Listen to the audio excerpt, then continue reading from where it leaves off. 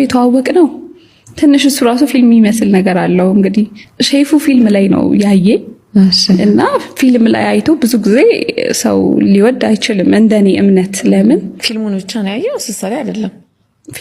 ፊልሙ ሲመረቅ ምርቃቱ ላይ ተጋብዞ ፊልሙን አየ።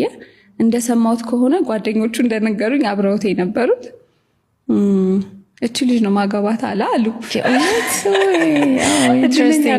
በጣም እድለኛ ነው።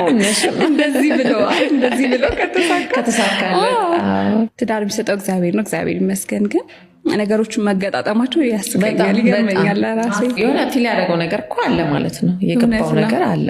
አዎ ካራክተር ናት ብዬ ስለማስብ ነው። እኔ ደግሞ የሚደንቀኝ እኔ አይደለሁም እዛ ጋር ያለሁትና እንዴት ገመተ ምን አይነት ፐርሰናሊቲ ይኖራታል ብሎ ምናምን ብዬ ይገርመኛል ለራሴ። እና እዛ ላይ አይቶኝ ነው የፈለገው። ከዛ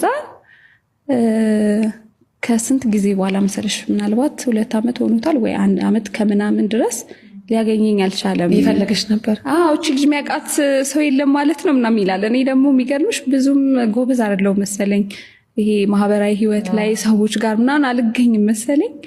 ሊያገኘኝ አልቻለምና ከዛ የሆነ ጊዜ ቴዲኤምሲ እንደነገርኩሽ ያ ማሂ ፕሮሞሽን አብሮኝ ይሰራ የነበረ በቃ ወንድሜ በዩ እሱ እቺ ልጅ የሚያቃጣፋ ምናምን ሲልክ እንዳጋጣሚ አብሮት ነበርና ማንን ነው ምናምን ብሎ ያየኛል ፎቶዬን ማለት ነው። እንዴ ቃል የኔ ምናምን ነገር አለው። የኔ ማለት ምናምን ተባባል። እሱ በቃ የሆነ ታናሽ እህቱ ነው የምመስለው እና ታውቃታለህ አለው። እንዴ በጣም ነው ማውቃት ከልጅነቷ ጀምሮ አብራኝ ነው ያደገችው ምናምን አለው። ትክክለኛ ሰው አገኘ።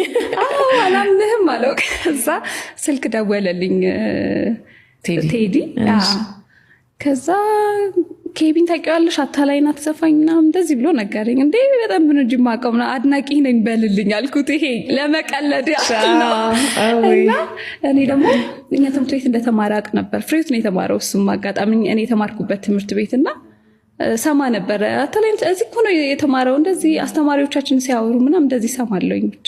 እና ይወድሻል፣ ሰላም ሊልሽ ይፈልጋል፣ አድናቂሽ ነው ምናምን ብሎ ያው ቀለደና አገናኘን በስልክ።